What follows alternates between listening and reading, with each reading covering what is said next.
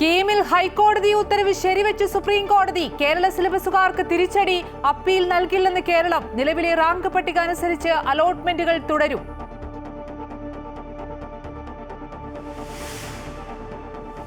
തൃശൂർ പൂരം കലക്കലിൽ ADGP MR Ajith കുമാറിനെതിരായ DGPയുടെ റിപ്പോർട്ട് ശരിവെച്ച് ആഭ്യന്തര സെക്രട്ടറി.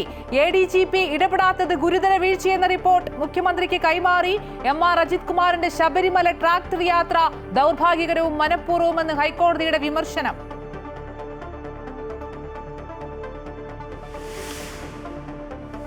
കേരള സർവകലാശാലയിൽ അനിശ്ചിതത്വം തുടരുന്നു. VC നിഷേധിച്ചിട്ടും രജിസ്ട്രാർ KS അനിൽകുമാർ സർവകലാശാലയിലെത്തിയത് ഔദ്യോഗിക വാഹനത്തിൽ.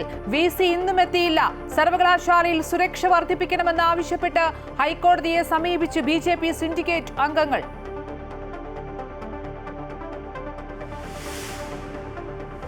നിമിഷപ്രിയയുടെ വധശിക്ഷയിൽ വിട്ടുവീഴ്ചയ്ക്കില്ലെന്ന് തലാലിന്റെ സഹോദരൻ അബ്ദുൾ ലത്തീഫ് മഹദി. മാപ്പ് നൽകില്ലെന്നും ദൈവനീതി നടപ്പാക്കണമെന്നും പ്രതികരണം. പ്രതീക്ഷ കൈവിടാതെ ഇന്നും നിർണായക ചർച്ചകൾ.